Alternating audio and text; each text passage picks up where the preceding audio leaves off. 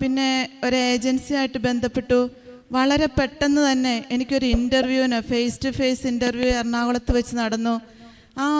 ഞാൻ ആദ്യമായിട്ടാണ് അങ്ങനെ ഒരു ഇൻ്റർവ്യൂവിൽ പങ്കെടുക്കുന്നത്.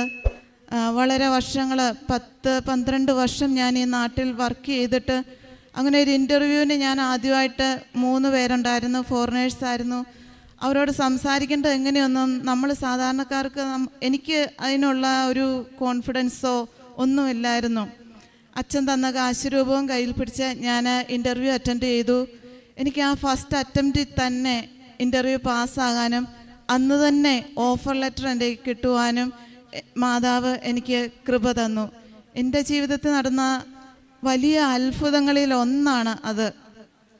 ഓഫർ ലെറ്ററുമായിട്ട് ഞാൻ എൻ്റെ അമ്മയുടെ അടുത്ത് വന്ന് പറഞ്ഞു, അമ്മ എനിക്ക് UK ജോലി കിട്ടിയെന്ന്. എല്ലാവർക്കും അതൊരു അത്ഭുതമായിരുന്നു.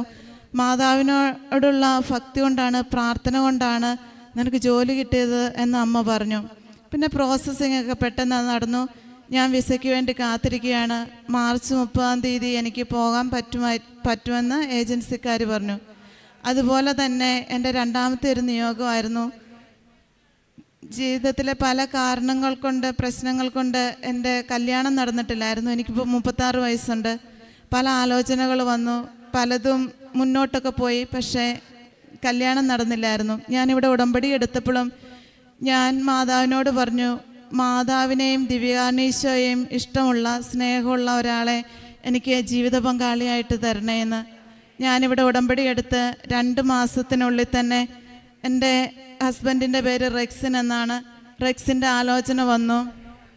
വളരെ പെട്ടെന്ന് തന്നെ 1 മാസത്തിനുള്ളിൽ ഒരുപാട് തടസ്സങ്ങൾ, ഒരുപാട് ബുദ്ധിമുട്ടുകൾ, നടക്കില്ല എന്നൊരു തീരുമാനം വരെ എടുക്കുന്ന സാഹചര്യം ഉണ്ടായി. എന്നാലും 1 മാസത്തിനുള്ളിൽ കല്യാണം ഉറപ്പിക്കുകയും ജനുവരി 2-ാം തീയതി ഞങ്ങളുടെ കല്യാണം നടക്കുകയും ചെയ്തു.